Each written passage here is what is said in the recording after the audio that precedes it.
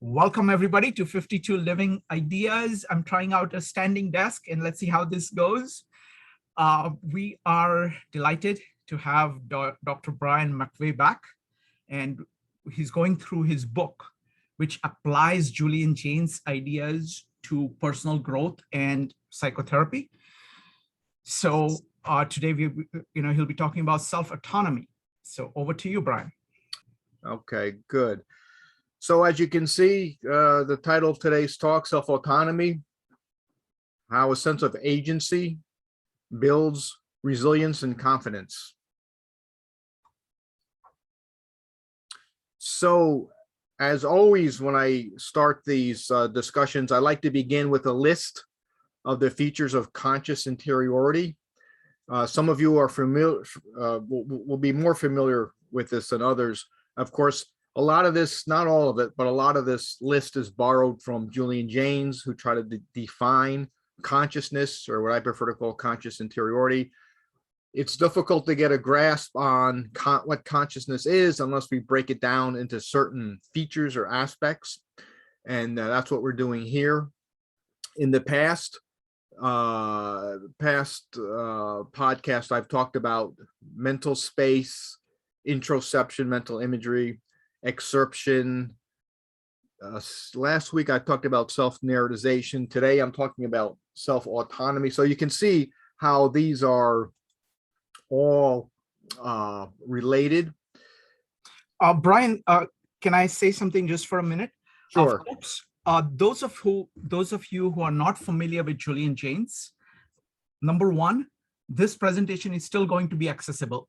I am your advocate if I find that what Brian is saying may not be fully comprehensible to people who are not familiar with Julian Jaynes. I will ask questions right there to make sure that everything is clear. Okay, so even if you don't know much about Julian Jaynes, we'll make sure that not only you will get much from the presentation, but you will have a chance to ask questions at the end.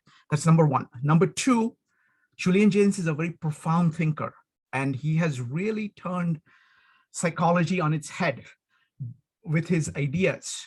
So we have done, Brian and I have been working very hard to come up to do these meetups. This is, I think, 15th or 16th meetup that presents the core ideas of Julian Jaynes and works out the application of his ideas. So please go to YouTube channel for 52 Living Ideas, and then look for the playlist for Julian Jaynes, where there are all these ideas, giving overview of all the core ideas. All right, so with that, back to you, Brian. Okay, thank you, Shrikant. So just let me give a little bit of historical context before we address directly self-autonomy. As those of you who are familiar with Jaynes will know, in pre-conscious times, about 3,000 years ago, self-autonomy was not something people would probably even think about. There was no need for what we would call self-autonomy. The idea being, before people became conscious, there was no notion of an inner entity, what we would call soul, mind, or self. Rather, it was external entities that dictated one's behavior. In other words, ancestors, gods, spirits. So this idea of what we call self-autonomy, and actually we'll see that there are many ways to discuss and to describe what self-autonomy is rather a modern cultural invention. So the idea with self-autonomy is that a person is regarded as an agency-instilled being. In other words, we have intentionality and responsibility, which are attributed to what we might call the I. And of course, the I is another feature of conscious interiority that we'll be talking about later on. But in any case, the I is the active aspect of one's selfhood. So the idea here is that self-autonomy is this feeling we have that rather than external social forces, it is something internal that is directing our behavior. And as you can see in this diagram here, the desire to be self-directed. So this man has some sort of mechanism that he's using his hands to control, and it feeds back into his mind, or you might say his brain, and that's how he's controlling himself. So it's a feedback loop, right? Because his brain / mind then controls his hand, and then his hand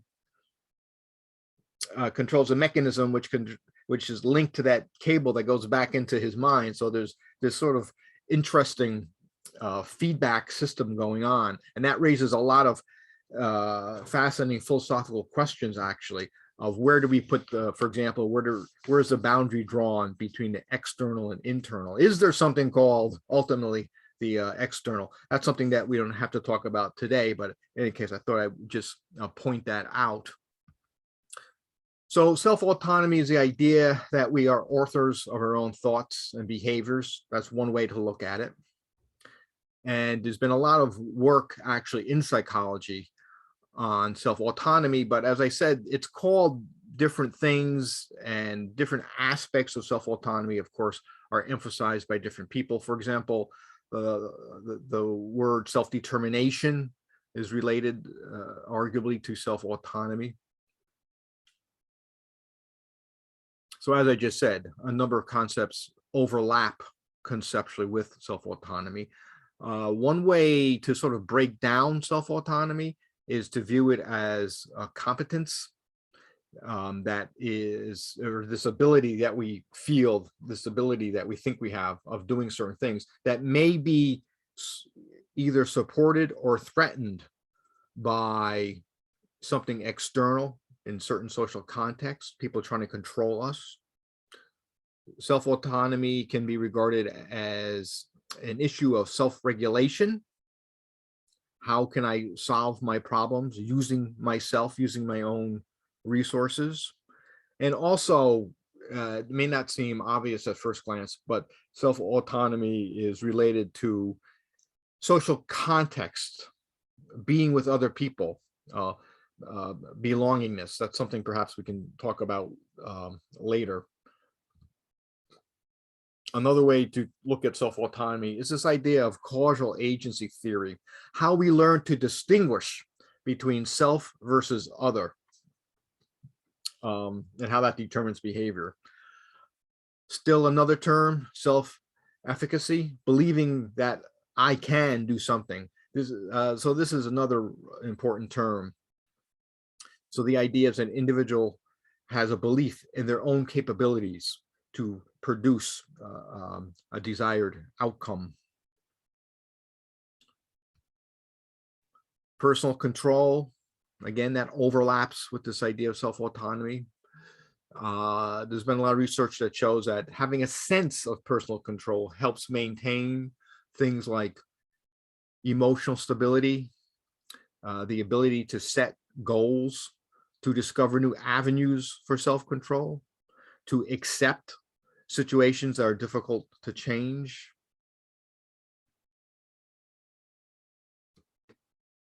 So let's look at the therapeutic implications of self-control. And I should point out right from the beginning that actually this idea of autonomy is considered very important in the counseling arts.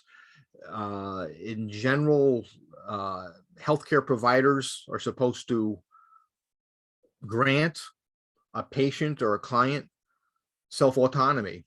And so in the American, for example, in the American Counseling Association Code of Ethics, there's a provision, I don't have it up today, but that explicitly discusses the importance of granting and affording and ensuring that your client has autonomy when it comes to making decisions, when it comes to deciding whether they want to receive a certain treatment or a certain intervention. So the idea, ideally, a counselor should never advise or strongly recommend or tell a person what they should or shouldn't do. The idea is to teach the individual how to reach their own decision, how to teach them to strengthen their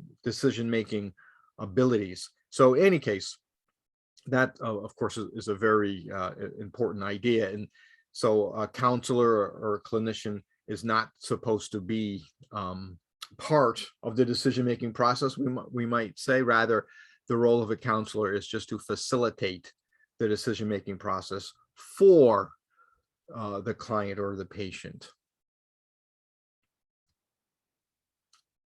One way to, from a therapeutic point of view, to increase self-autonomy or a sense of self-control is through self-narratization. And this is something that we talked about last time. And of course, as you'll know, self-narratization is another key feature of conscious interiority. So the idea is to grant someone a sense of control over their own future, over their own destiny.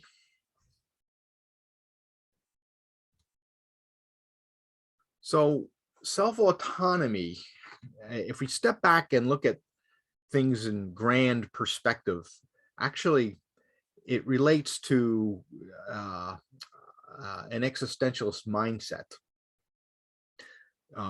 It relates to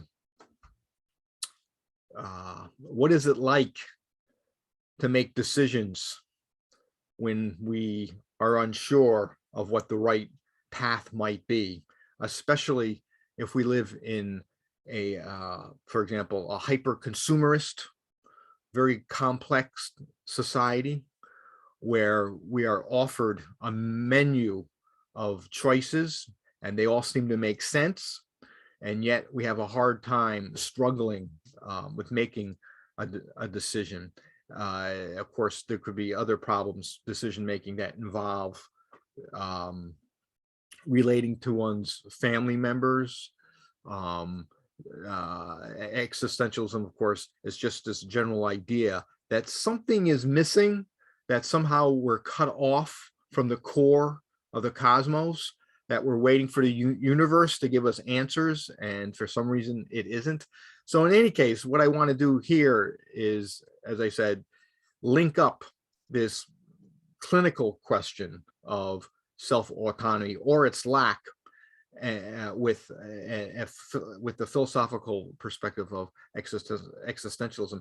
And also here, let me point out that so far, probably the tone that I've been using in regards to self-autonomy is positive, right?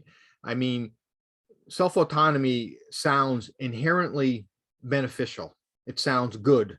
Everyone should have autonomy. Everyone should have a sense of healthy control. Everyone should feel that they're making the right decisions, the correct decisions for themselves. However, and this is where the existentialist angle comes in, I would argue, as I would for other features of conscious interiority, that too much of a good thing can be bad. That if we feel, for lack of a better way to put it, too autonomous, that can be a bad thing for many people. If we're given too many choices and all the choices look good, or if we're cut off from social support or our family, and the expectation is, okay, now you're supposed to be making all your decisions as a responsible adult, that is not necessarily a comfortable position to be in for many people. And often this whole issue of self-autonomy, at least within a clinical setting, is about trying to figure out how to cut down on all the decisions someone has to make, or how to make just one proper decision. So in any case, there's as I said, as I mentioned before, there's a dark side to all the features of conscious interiority, including the notion of self-autonomy.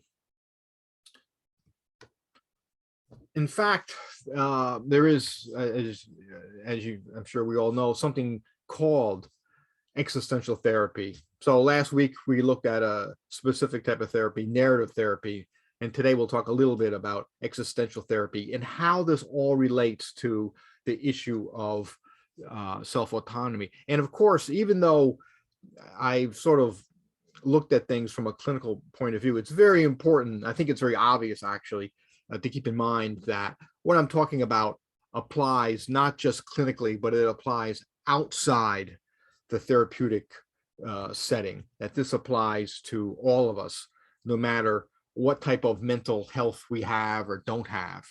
So in any case, there's a lot we could say about existential therapy, but what I want to do today is just view it from the perspective of what are called the four givens of existential therapy. In fact, I think it's a safe statement to make, the four givens of life, because no matter who you are, where you are, what you're doing, these are four things that we all must face in our lives. So the first one, death, of course, we know that that's inevitable, that all living things, including people, eventually die. People, each individual, of course, approaches death in their own way. Some people have a very spiritual, religious view of death. They believe that there's an afterlife. They believe that they're part of some grand plan that probably offers them some comfort. Other people may be more agnostic or even atheist, and they think that this life in this world is it, that once you die, everything ends for you as an individual. And that thought, of course, for many people is very uncomfortable. A lot of people don't like to talk about death. I mean, it's that simple. And I think sometimes, especially in the clinical setting, for older people, something might be bothering them. And when we scratch the surface a little bit, we find out that what's actually bothering a person is their mortality, that they realize that their time in this world is limited. They may not feel brave enough to come out and say that, but I've noticed sometimes if you probe with a patient, actually that's why they're in therapy, because of fear of death. Carl Jung once said that he believed about 1/3 of the patients he dealt with, their real concern was a fear of death or some what we might call existential issue. So in any case, the next given, freedom.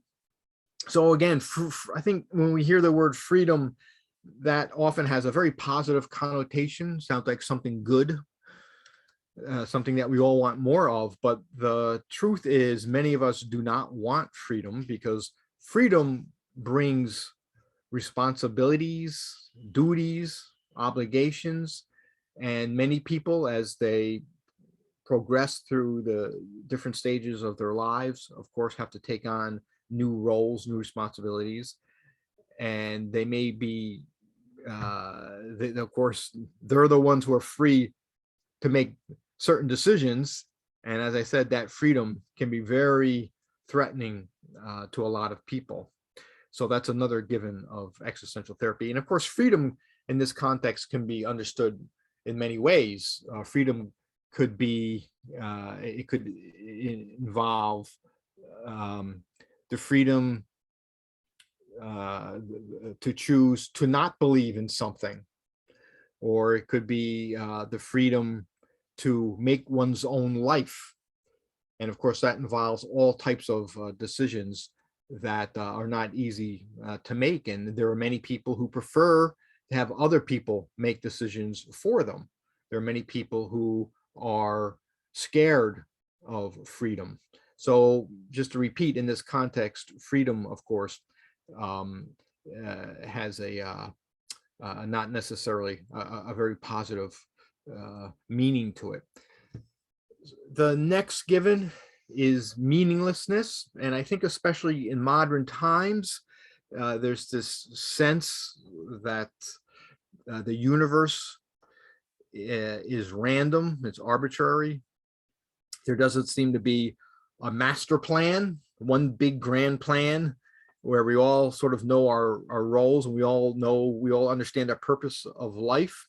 Arguably in pre-modern times, going back to maybe before the 17th, 18th century, certainly in the Middle Ages, there was this idea that we didn't so much live in a universe that could be understood, rather we lived in a cosmos that was full of mystery, that was full of a certain type of beauty. As terrifying as that beauty may have been, the idea is that at least it had a purpose.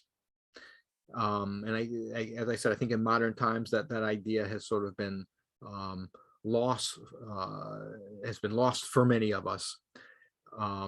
So we all struggle with trying to inject meaning into our lives. Some people find it through family, through perhaps science, even though science seems to argue against the idea that there is a grand plan to the universe. Some people find a certain reassurance in the laws of nature. Other people find meaning in art, the beauty of art. So in any case, this is sort of a key theme here in relation to an existentialist worldview and self-autonomy, right? Because if you're autonomous, what that means, if you're self-autonomous, you as an individual are responsible for finding your own meaning, even though it may not be there. You as an individual are responsible for making choices, for being free. No one else can make certain choices for you. And of course, you as an autonomous agent must eventually face your own demise, your ultimate demise, death. So the last given, isolation, or we might call it alienation, being alone. And in the media now and then, we hear reports of an epidemic of loneliness in American society, which seems hard to believe. But of course, we all know that just because you're in a crowd does not mean that you cannot be lonely. And this idea of isolation, of course, there's always an historical perspective we have to take to look at things in context. So the idea is that in pre-modern societies, before the industrialized age, before the pre-scientific age, supposedly people were not as isolated. There was more a sense of communal affiliation. People had to work together. You belong to some religious community.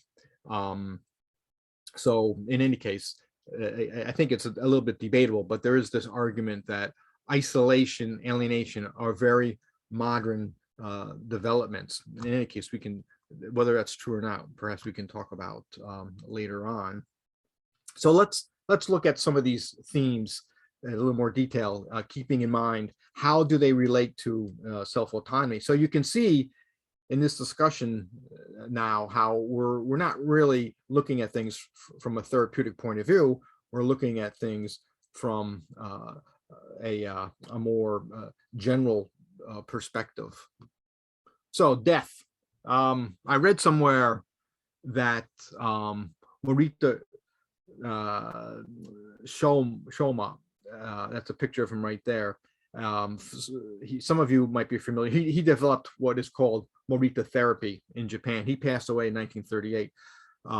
But in any case, the reason why I'm using him as an example is a lot of Morita Therapy actually was inspired by existentialism. But what's interesting is supposedly I read that in his office, he had a piece of artwork of calligraphy. And it's right there in this slide. That is the Chinese character for, in Japanese, the pronunciation would be shi, which means death. And the idea is that every day he would look at this piece of art hanging in his office to remind himself that every day is precious, and to ask himself, is he doing something useful? Did every day have meaning for him? So it's, I think at first blush, it seems a little bit morbid to be reminding yourself of your own death. But I think from a positive angle, of course, the idea here, it's a type of celebration, you might say, a celebration of where you are at in your life on that particular day, and what are you doing that is making a positive contribution for others on that day. So freedom, escape from freedom. Of course, that's the title of a famous book by Erich Fromm. And as you can see in this quote here, can freedom become a burden too heavy for man to bear, something he tries to escape from? Is there not also, perhaps, besides an innate desire for freedom, an instinctive wish for submission?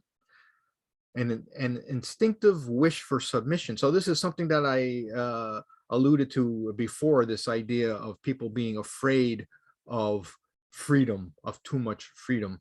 And of course, in his book, Fromm talked about different ways that modern humans have tried to escape from freedom because of their fear of freedom.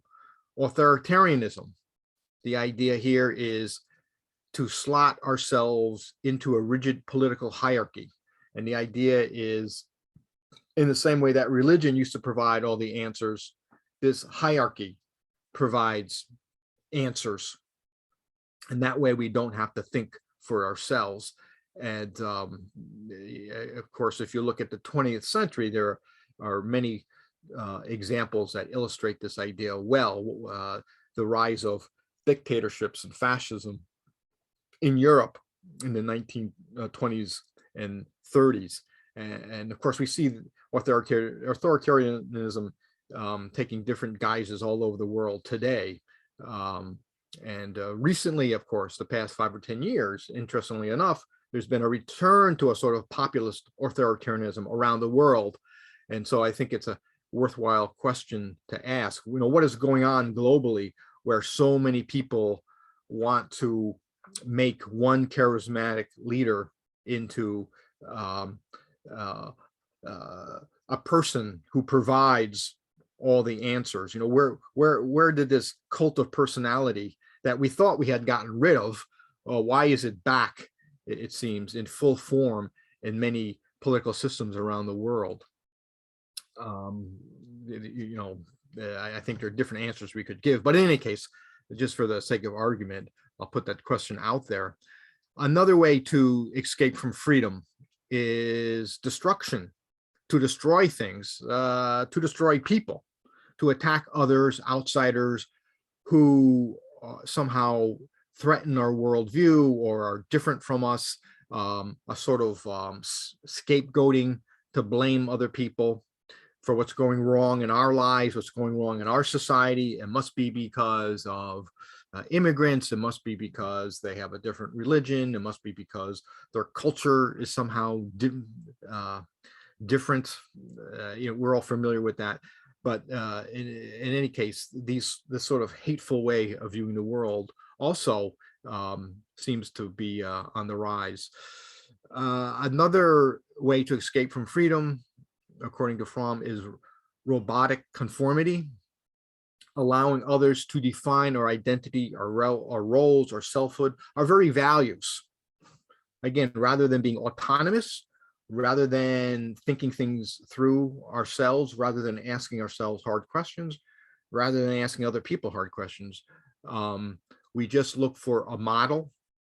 We look for a system, perhaps it's a religion, perhaps it's some sort of authoritarian leader who supposedly can authorize everything for us. And all we have to do is just follow the instructions. So there's a lot that could be said about that too. And I'm sure when we stop and think about it, it's easy for us to think of our own examples of that type of conformism.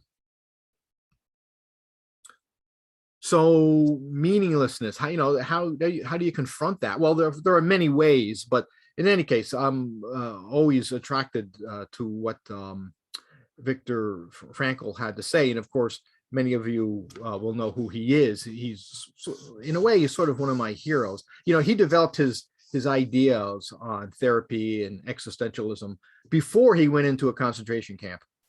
And so if there were ever anyone in this world who had to put his ideas to the test and to see if his ideas had any merit and to really live his principles, of course, it was Viktor Frankl, because that's exactly what he had to do when he was imprisoned in the concentration camp. So in any case, as you can see, this is one of my favorite quotes here. Ultimately, man should not ask what the meaning of his life is, but rather he must recognize that it is he who is being asked. And of course, Frankel talked a lot about, rather than this view that psychosocial processes are about will to power, trying to achieve power over oneself or to achieve power over other people. The idea is will to meaning, to search for meaning in this world, no matter how horrible things are. So of course, it's very easy to search for meaning and to find meaning when things are going well for us. It's a very, very different thing, as Frankel found out, to look and to search for meaning under unfavorable circumstances, even when those circumstances can be described as horrible and terrific, as they were, of course, in the concentration camps. Okay, so that has to do with this idea of looking for meaning. And as I said, there are many ways an individual can find meaning, and that's really up to the individual, as we know. As I said, people find it in social relations. They find it in their family. We find it in perhaps creating something in the world of art, perhaps through science. Perhaps a lot of scientists, even though some of them claim to be atheists, perhaps their interest in the universe is really their way of looking for some sort of ultimate authorization. They're looking for God in the stars, as it were. Okay, so isolation, and again, the word itself, isolation, alienation, a little bit abstract. So there are different ways, different types of alienation: spiritual alienation, political alienation, economic alienation, of course, from a Marxist point of view, social alienation, loneliness. I think, just for the sake of argument, just to look at things, I think it's always very important to look at things historically, because a lot of concepts and words that we assume to have always existed, we assume that human experience has more or less always been the same throughout the ages. In order to avoid that trap, that intellectual trap, we have to look at history. And so for the sake of argument, I think we can talk about religious alienation, going just as an example, in the Middle Ages. So the idea in the Western Middle Ages, the notion was that you were part of a spiritual community. The worst thing that could happen from you would be to be excommunicated, because that would mean a type of spiritual death. And that's something I think the modern mind has a real hard time appreciating, that in a circle context like such as the Western Middle Ages, being excommunicated was the worst thing that could happen to you. So moving up in time, maybe by the late 1800s, we can talk about a type of social alienation, especially because of industrialization, a lot of scientific change, the development of science as a way to understand nature. What happened is there was the breakdown of traditional values, communities, erosion of bonds. The family structure was very much weakened. So when I say modern, we're talking the past maybe 2 centuries or so. And of course, this in the 19th century, this is when people like Marx started to write about alienation, because of all the political economic changes that were occurring. But it's interesting, Marx, I view Marx as really very, in a way, of course he would deny it himself, very much being a religious figure. I think what Marx did is his ideas of utopianism and alienation really were sort of an updating of pre-modern ideas concerning what it means to be a person. And then finally, in what we might call postmodern times, again, it's a little difficult how we want to date these things, but certainly the past century or so, this idea, a more psychological way of viewing alienation, what we can call self-alienation. And in Jamesian terms, I would use 2 other features of conscious interiority, the I and the me. So how the I becomes distanced from the me, and how we can have, for lack of a better term, a sort of searing type of loneliness that is difficult to articulate to other people. This being distanced, this sort of splitting of the self, if you will, that can take many forms. It might mean something along the lines of, well, I have a set of beliefs, could be political beliefs, could be beliefs about my family, could be beliefs about religion, could be beliefs about anything, and yet I don't feel as if I accept these beliefs 100%.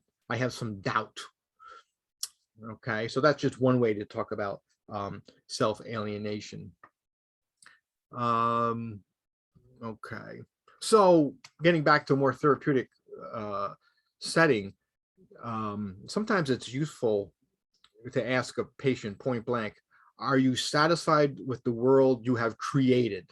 The world you have created. In other words, the idea here is you have made certain decisions to get yourself in whatever circumstances you happen to be. Are you happy with that? So the idea is to put the client on the spot, and hopefully this will lead to a thought-provoking, stimulating session where they start to ask themselves, or they start to realize that actually, of course, people have done things to me that have made my situation worse, but perhaps there are things that I've done, or perhaps there are things that I didn't do that have made my own circumstances worse than they have to be. So the idea here is to highlight personal freedom, responsibility, and decision making.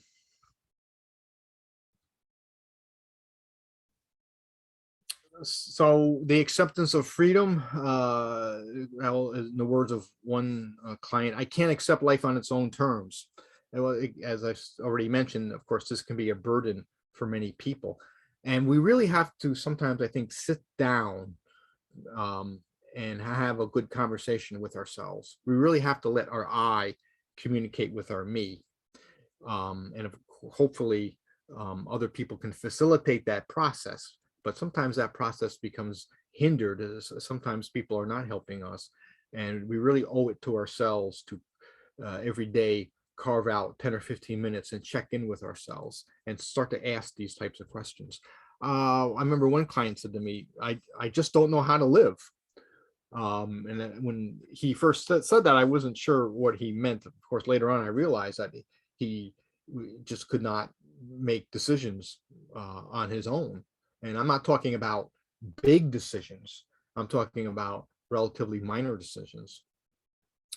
And one individual one time said to me that life itself is my problem. And again, that's a very existentialist, almost spiritual way of looking at things. And just to repeat what I said before, I think it's important, at least from my experience. I'm not claiming this applies to everybody, but I think it always strikes me how many problems people have who come to see me or perhaps other counselors. It's because of these 4 givens. death, freedom, meaninglessness, isolation, alienation. These are so fundamental to our lives that they're very easy to overlook, especially I think in the secular world in which we live, where many people are discouraged from looking at things in a spiritual sense. And when I say spiritual, of course, I mean it in a very loose manner, not necessarily in terms of organized religion. I think many of us are simply not encouraged, or we're not invited by present day social norms to ask questions about what do we think about death? What do we think about freedom? How do I define my life in a meaningful way? What is important to me? Do I feel more isolated than I'm willing to admit? No one likes to admit. I think many people probably don't like to admit that that they spend a lot of time alone. That may be embarrassing, carry some sort of stigma for some people. But these are the types of things, especially given, as I mentioned before, the pandemic of loneliness in our society. These are the types of things I think that should be addressed. Again, not just in the clinical setting, but outside the clinical setting as well. So I remember discharging one patient. He said to me, all we need in life is mashed potatoes. And what he was trying to say is that he did not need a very fancy, luxurious lifestyle to find meaning in life. And again, that's something, it's sort of a cliche, I guess, but I think it's something that also is easy to forget. A patient in recovery from substance use said that the only thing I want to experience now is life itself. The context, of course, was while being sober. But again, that really stayed in my mind, that life itself, I mean, what is life itself? If somebody asked me that, I would go back to the four givens. And that's why I brought them up in today's talk. Because life is such an abstract idea. And because it's so abstract, it's easy to pin down exactly what is bothering me. But if we use those four givens, especially for people who are having a hard time articulating and expressing their thoughts and their concerns, expressing their distress, those four givens can sort of act as markers, sort of places on a map, if you will, that we can use to delineate what life means for me as an individual.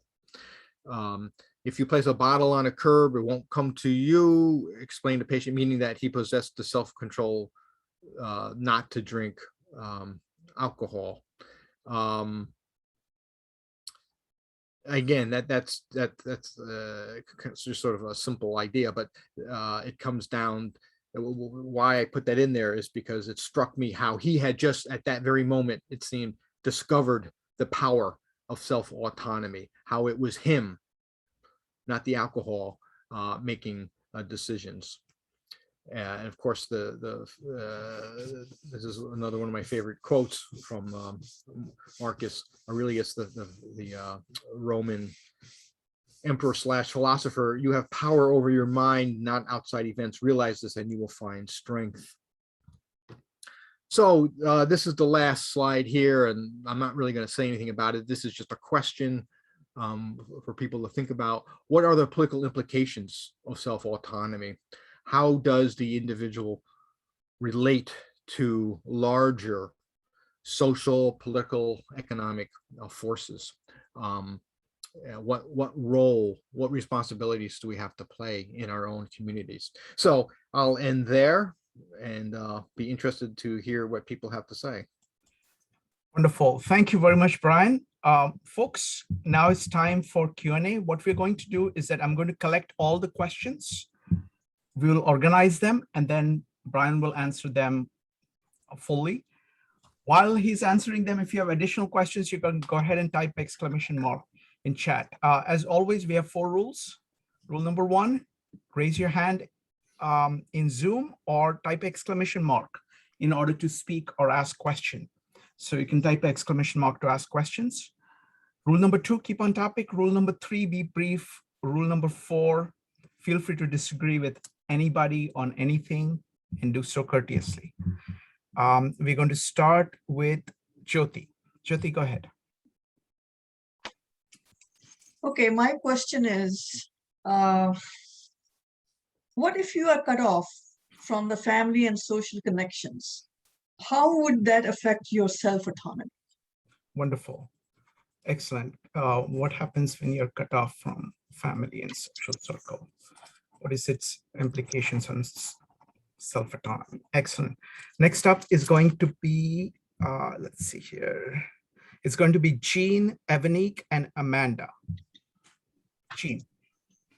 My question is, I'm just curious, why some people need to find bigger picture or understanding of life, then some other people don't need it. And did this understanding help with your daily life, or it doesn't really have an impact? Wonderful. Why do some people need a big picture and some don't? And what is its impact on their life? Excellent. Next up is Evanique, Amanda, and Elena. Evanique. Yeah, my question is freedom more binding than the escapes from freedom? Can you repeat that? I missed the middle. Sure. Is freedom more binding or more restrictive than the escapes from freedom? Okay, wonderful. Freedom, more binding or escapes. Excellent. Next up is going to be Amanda or Sam. Hi, Evanique, that was a great question. Sam isn't here with me today, but Okay. I am. And I just want to say that I really enjoyed this, so thank you. So my question is regarding meaninglessness. So in the slide, you had said that when people are experiencing positive events, there's more life satisfaction. They have an easier time finding meaning, or it's not difficult. But it gets more difficult when negative things happen. So I'm also wondering if you could elaborate on that, and then also talk about, because I always imagine people who were very satisfied with their lives wouldn't search for meaning. And I don't know if that's true or not, but if you could elaborate on that. Thank you. Okay, wonderful. Search for meaning. Okay, thank you. Next up is Elena. I'm trying to understand what jealousy and envy is. Because listening to the audiobook from Origin of the Consciousness from Julian James, I kind of like understood that pre-conscious people were also jealous. And I wanted to know if this is a concept of, if this is an instinct or human constructed concept. Okay, wonderful. Thank you, Elena. So we got 5 questions, 1, 2, 3, 4, 5. Okay, let's see. Okay, search for meaning. Okay. All right, so let's start with Jyoti's question. You know what? I'm going to call on people to ask the question again, because I think the questions are very short. So go ahead, Jyoti. So it's going to be Jyoti first, then Evanique, then Amanda, then Jean, and then Elena. Jyoti, go ahead. Okay, what if you are completely cut off from your family and social connections? How do you, in those circumstances, develop your self-autonomy? So that's a good question. Of course, it's going to depend on each individual. I mean, so there are two responses. One response is more solution focused, problem solving, and then the other one is acceptance.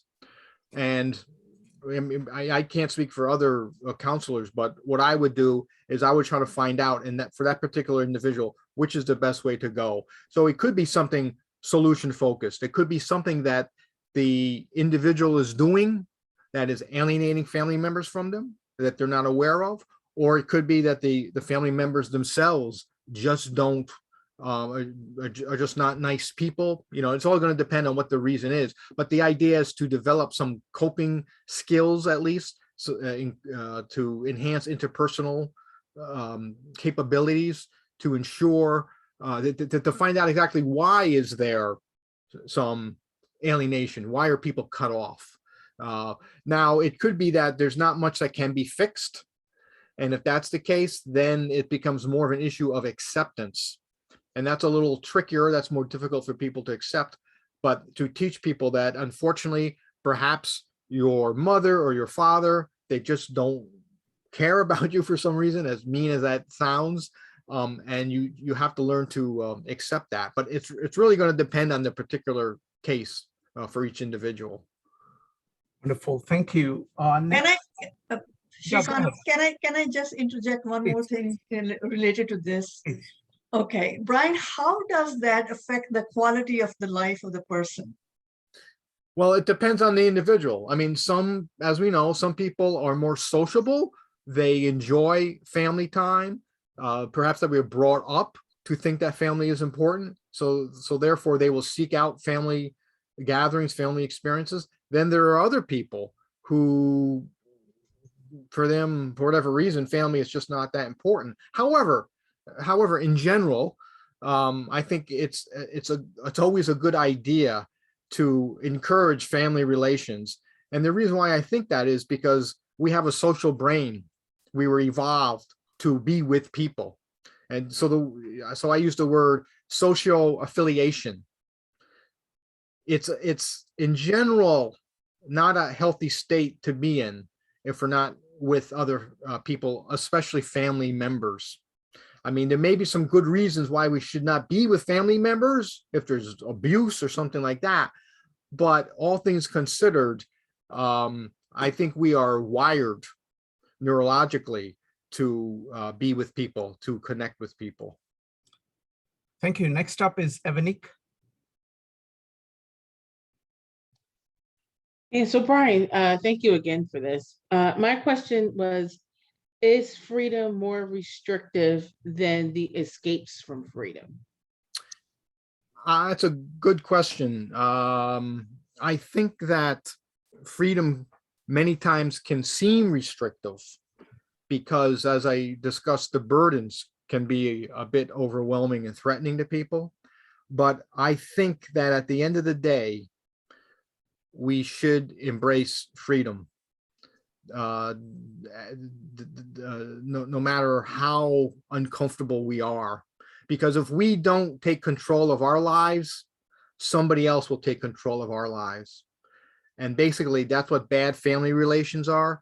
And that's what bad politics is. So my personal belief, I mean, it may not always be possible to do that, of course, but if we're given a choice, we should never view freedom as being restrictive. We should view it as sometimes as being a burden, but we should always embrace it and try to be self-autonomous. So Brian, just kind of following up on that, I think of like freedom and responsibility to be tied at the hip.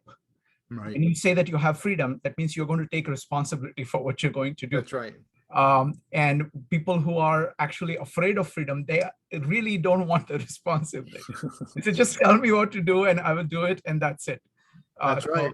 So I think it's connected with that. Next up is going to be Amanda. So I was curious, if you take two different people, one who is dissatisfied with their life and one who is satisfied, I'm curious to know what you believe, who you'll believe will actually look to find meaning. Just because, you had said that people who are experiencing something positive it's easier to find meaning, but I was thinking that one who's satisfied with their lives is less likely to actually look for meaning. And I wanted to see if you could speak on that. Yes, so I think you're right, that if things are going well for someone, they're less likely to even ask the question, what is the ultimate meaning of life? I mean, they may have a discussion at some level that my life is meaningful because things are going well. I like my family, my career, whatever.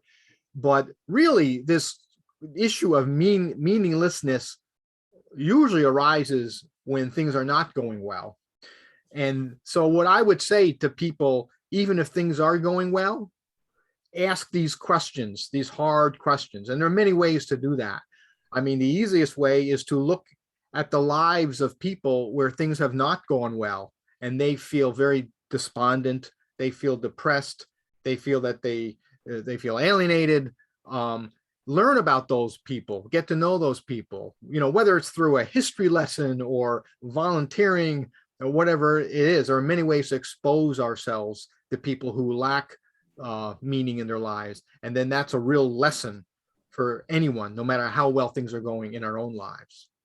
I have to agree 100% with that. I worked in homeless services for 10 years. And so, and I also love the idea of, it is morbid, but I do love the idea of like having a skull on display or something. I'm not an actual skull, but yeah. So thank you for that. I appreciate that. Thank you. Thanks, Amanda. Just one follow-up question on meaning. Jordan Peterson talks a lot about meaning, and he talks about meaning as being at the edge of order and chaos, and as something that is a continuing process, not like a one-time thing that you achieve something, but you always have, you know, you keep on developing and you achieve things that you're aiming at, and then you have to continuously project something, which is the next challenge for you. So it's, do you see this as a continuing process? Yes, absolutely, I do. Because especially as we age, we have different experiences, we go different places, we meet different people, we absorb new information. And so what was meaningful to me a few years ago may not be so meaningful anymore. And so it is a moving target. And, you know, this relates to, of course, this idea that I've talked before about how the human psyche, our emotional apparatus, our cognitive system is always adapting. It's always changing anyways. And so part of those changes, of course, is looking for new meanings. Wonderful. Next up is Jean. Yeah, my question is, so I observed, you know, like some people, like when I grew up, always trying to wonder what's the meaning of life. And I was reading a lot of books. Finally, I found this Frankel's book, which is pretty good. But the only part I don't experience a lot of, I don't see suffer is a mean, because I don't think I suffer a lot. Maybe I'm just not thinking that way. I don't know. I think the thing is, I noticed, and my sister actually said, how do I help your life? Because I think she doesn't really bother. She's a very good student into the best school, you know, and I was also wondering these questions. Just wonder, will this really, I think it helped me a lot, you know, because it may not show in the short term, in the long run, I think it helped my life. But just wonder why some people have that need, other people don't. And is that really helpful to them, or is helpful to everybody? I'm just curious about that. Well, it's difficult to answer. I mean, I think it just comes down to the fact that each individual is so different. Even within the same family, people are going to have different aspirations, different expectations, different dreams, different desires. So I don't think there is one particular reason why some people feel the need to look for meaning when others don't. And you know, the thing with meaning we have to keep in mind, again, it's like freedom. When we first hear the word meaning, it sounds good, it sounds positive, but actually a lot of profound meaning, as Viktor Frankl showed us, comes from serious, profound pain and suffering. And that's something I think that has been lost in postmodern times, right? We're so used to all these comforts, we're used to convenience, we're used to a sort of instant lifestyle where we get whatever we want immediately, that meaning in itself, we assume should always be positive, when in fact, a lot of meaning is grounded in painful experiences. I want to say something, you know. So I don't think suffer equals how do you say? I think suffering is like something involuntarily you choose. If you choose something, even though it's hard, it's not suffering. Because before I come here, I went to graduate school. To come graduate school, I have to biking every day, an hour, to study English. To me, that's not suffering, because that's great hope. So I think that it's different from then Frankel. I have no choice to put it in the concentrate. Then he's suffering. But when you choose something hard, I mean, it doesn't mean you not suffer. You live a life easily. You take easy way out. It's just like you choose the things what you want to do and you face it.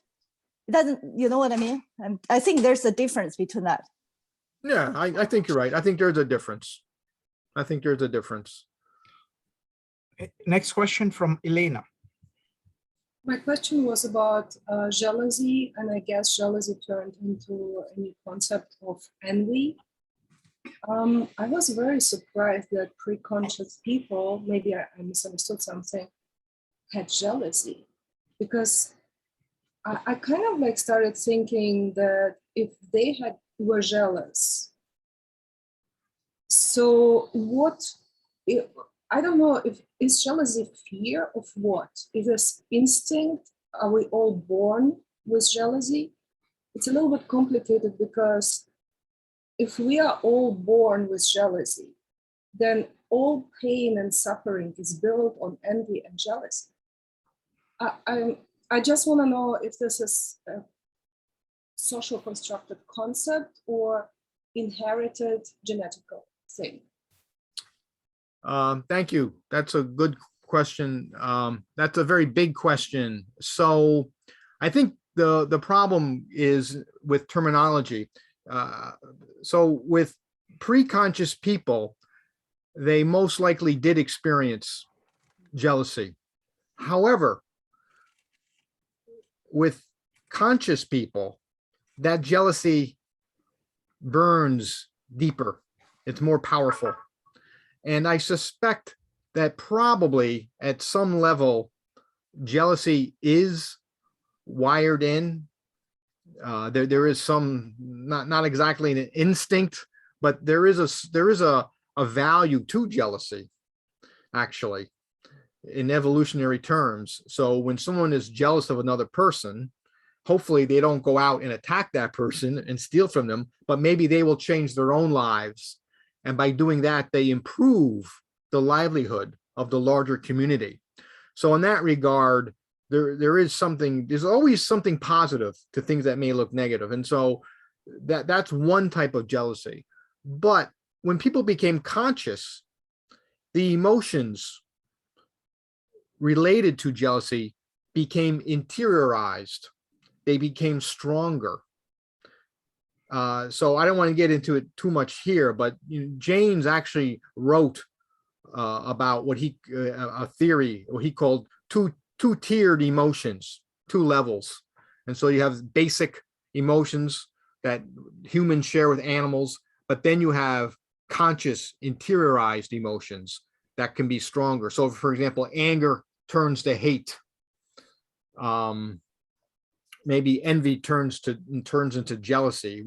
But in any case, like I said, I don't want to talk about it too much now. But hopefully my response makes some sense to you.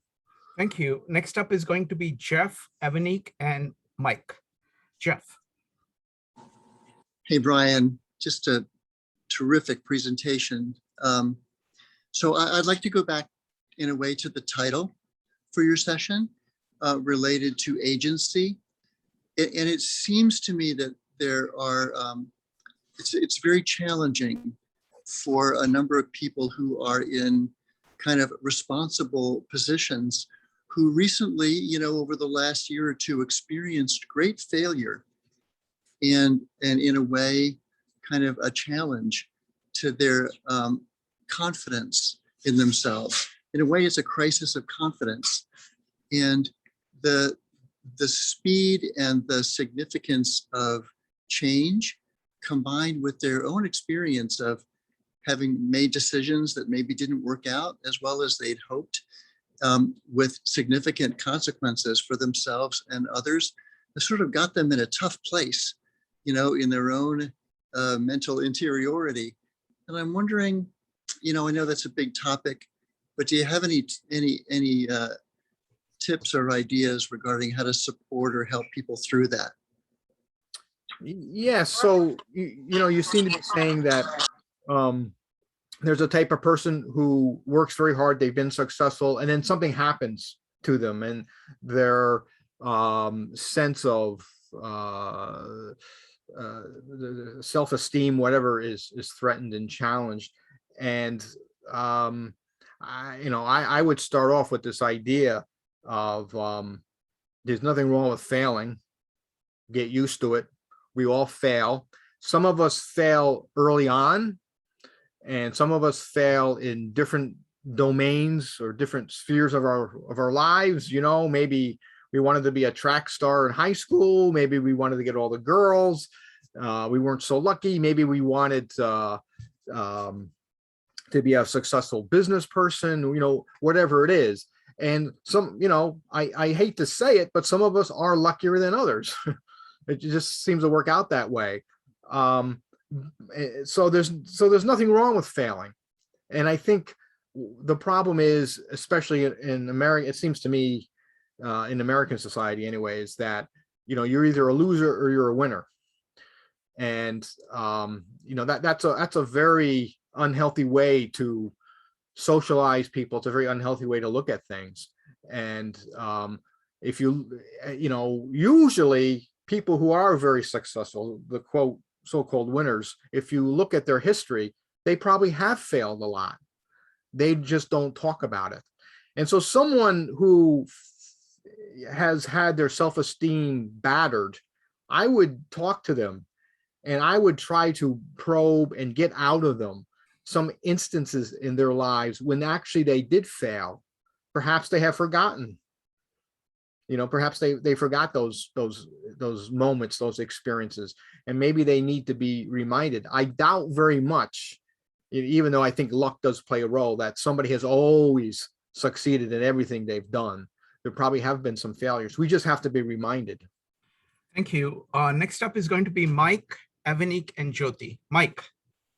Yeah, thank you, Brian. I'm really enjoying this conversation. Thanks for your time. My question is to you. Do you have your own personal definition of resilience?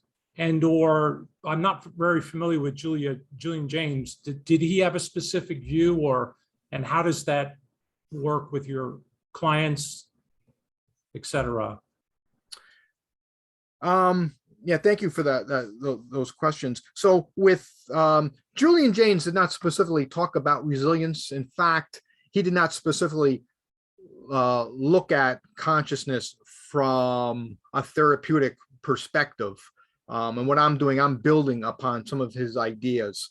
You know, looking at his definition of consciousness and how we can use consciousness, how we can identify the active ingredients within consciousness that allows us to self-repair psychically, allow us to self-heal, and to be resilient. So in terms of my own definition of resilience, I don't have a particular definition, but if I suppose what I would say is it comes down to teaching people some inner strengths that they probably have forgotten or that they don't know about.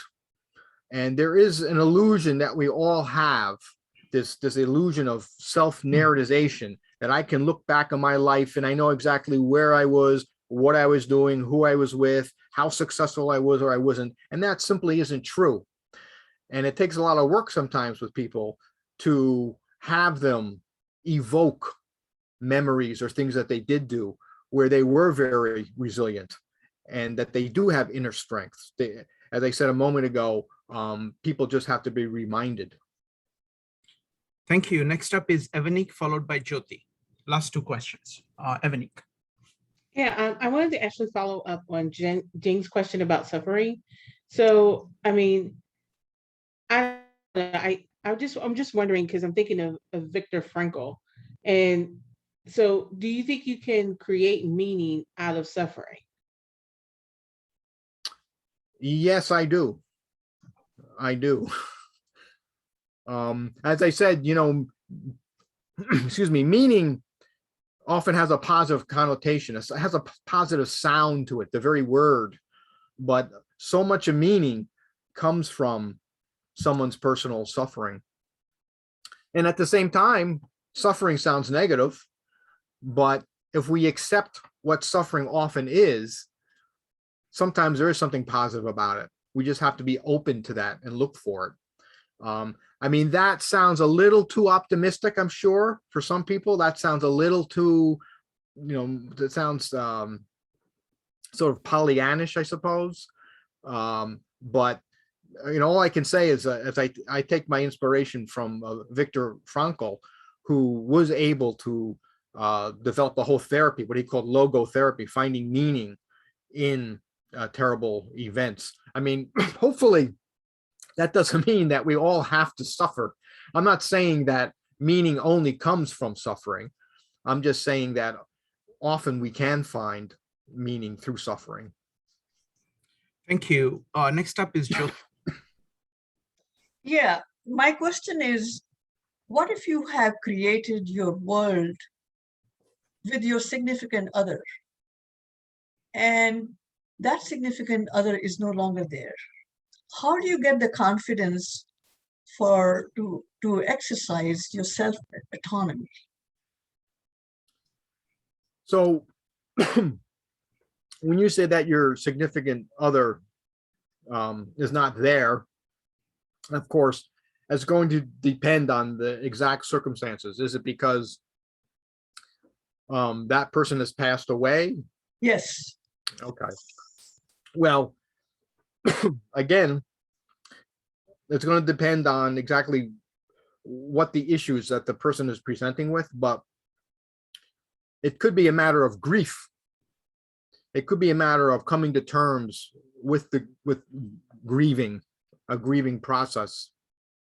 And of course, there are many types of grief. Hopefully, if it's not complicated grief, if it's just the type of grief that unfortunately we all have to encounter eventually in our lives, then I would tell the person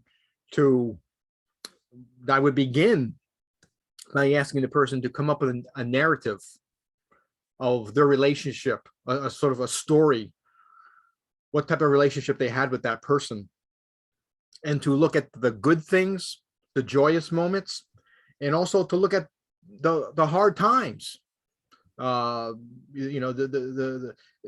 bad things that happened in the relationship that both people had to experience.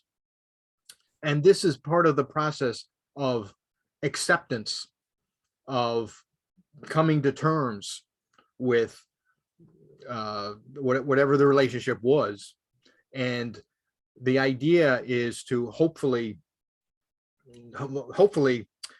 the person who is looking for meaning will be surprised by things that they didn't know about, certain experiences that they have forgotten. And hopefully this will allow them to accept the fact that their significant other has left this world, has moved on. And so the key word there is acceptance. And again, it's one of those words that a lot of counselors and clinicians use. It's a little bit vague and abstract. Acceptance does not mean thinking it's okay. It doesn't mean moving on. It means counterintuitively embracing the pain. And that's something we are socialized not to do. We are socialized not to embrace suffering.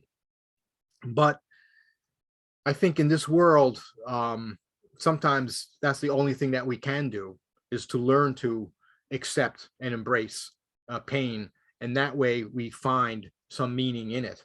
But it really comes down, in order to do that, as I said, just to repeat, it really comes down to writing a history, carefully going back and looking at the relationship that we had and processing that relationship, talking to another person, not necessarily a counselor, but talking to someone and reminding ourselves about the good things that happened and also the bad things that happened in our relationship. Thank you. Thank you, Brian. thank you. I think this was a great, great presentation, great questions. We'll see you 1 week from today. Okay, good. All right, thank you. Thank you. Very good questions. Thank you, everybody. Thank Bye you, now. everybody.